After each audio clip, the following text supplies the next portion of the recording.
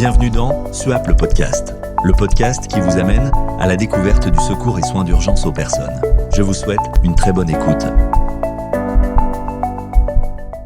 Bienvenue à tous.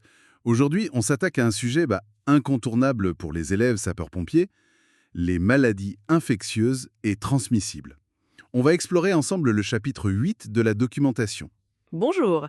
Oui, un chapitre essentiel. L'objectif, c'est vraiment de comprendre les risques pour pouvoir se protéger efficacement et protéger les autres aussi, évidemment. Exactement. La mission du jour, décortiquer tout ça pour être plus vigilant sur le terrain. C'est ça.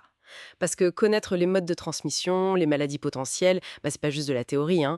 C'est la base de nos bonnes pratiques en intervention. Allez, on parcourt les points clés. Ok, alors démarrons par les bases. Le chapitre 8.1 parle d'immunité, de vaccination, de traitement. Des notions un peu générales, mais importantes en arrière-plan, j'imagine. Tout à fait. Ça conditionne la manière dont ou la victime réagit à une infection. Mais bon, concentrons-nous sur le risque direct en intervention. Et là, le 8.2, maladies transmises par le sang et les liquides biologiques. Ça, c'est un risque majeur pour nous. Ah oui, là on pense tout de suite infection par le VIH, le sida, les hépatites virales, c'est mentionné explicitement d'ailleurs. Exactement. VIH, hépatite B, C. Et surtout, le point 8.2.3, l'accident d'exposition au sang, l'AS. On en entend parler tout le temps, c'est vraiment si critique. Ah mais absolument critique. La conduite à tenir en cas d'AS, c'est pas juste une recommandation, c'est une procédure vitale qu'il faut maîtriser sur le bout des doigts. D'accord. Chaque seconde compte, vraiment.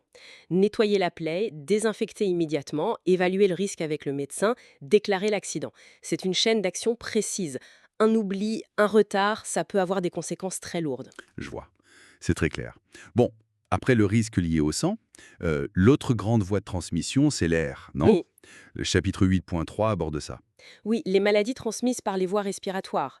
C'est un autre vecteur très commun. Imaginez la proximité avec une victime qui tousse, qui parle fort, surtout dans un espace clos, quoi. L'ambulance, une petite pièce. Voilà, exactement. Le risque est là, bien présent. Et ça renforce l'importance des mesures barrières. Le masque chirurgical, c'est le minimum syndical, on va dire. Mhm. Et parfois, selon l'évaluation rapide de la situation, le bilan circonstanciel, comme on dit, faudra peut-être même passer au FFP2. D'accord. Logique. Le chapitre liste aussi, en 8.4, d'autres types de maladies contagieuses. On parle de quoi, là, Lily? Alors là, on a des choses un peu différentes. Les ectoparasites, genre les poux, la gale. Ah oui. Les surinfections de plats cutanés aussi, il faut y penser. Et même si c'est plus rare, les maladies à prions. Les maladies à prions, d'accord. Moins fréquents, peut-être, mais bon à savoir. Voilà. C'est moins courant en intervention classique, mais le risque zéro n'existe pas. Et souvent, la protection contre ces risques, ça revient aux bases. Une bonne hygiène des mains, le port systématique des gants à usage unique, des gestes simples mais essentiels. Exactement, Correctement mis et surtout correctement retirés pour ne pas se contaminer après. bien sûr.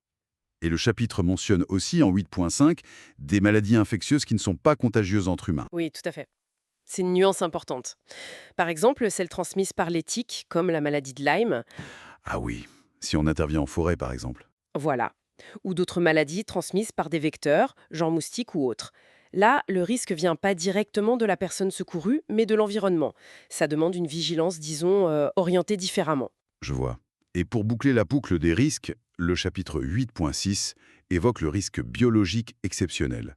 Ça recouvre quoi, ça? Bon, là on entre dans un domaine plus spécifique qui renvoie aux procédures NRBCE, nucléaires, radiologiques, biologiques, chimiques et explosifs. D'accord, les protocoles spécialisés. C'est ça. C'est souvent traité dans des formations dédiées, mais ça s'appuie sur cette compréhension générale du risque infectieux qu'on vient de voir. Ok, donc si on essaie de résumer un peu ce survol du chapitre 8, on a différents modes de transmission, le sang, l'air, le contact direct ou indirect. C'est ça. Une grande variété de maladies potentielles, virales, bactériennes, parasitaires, et puis des situations particulières comme l'AES, qui demandent une réaction immédiate et précise, ou le risque biologique exceptionnel. Voilà. Et s'il y a une chose à retenir de tout ça, c'est que la vigilance doit être constante. Permanente. Il n'y a pas de petite intervention sans risque d'infection potentielle. Jamais baisser la garde, en somme. Jamais. L'application rigoureuse, systématique des précautions standards d'hygiène, le port des EPI adaptés à chaque situation et bien sûr la connaissance parfaite des conduites à tenir, notamment en cas d'AES, ce sont vraiment les piliers de votre sécurité. Absolument. Et cet aperçu, j'espère, incitera tout le monde à non seulement relire attentivement ce chapitre 8, mais surtout à s'entraîner sur les gestes. La gestion d'un AES, l'hygiène des mains, mettre et retirer ses équipements. Ça doit devenir des automatismes. Il n'y a pas de secret, faut répéter, répéter. C'est clair. Et pour finir, peut-être une petite question pour faire réfléchir chacun. Comment est-ce que les infos reçues dès l'alerte, le motif de départ, le contexte donné par l'opérateur, comment est-ce que ça peut déjà vous aider à anticiper un risque infectieux potentiel, avant même d'arriver sur les lieux?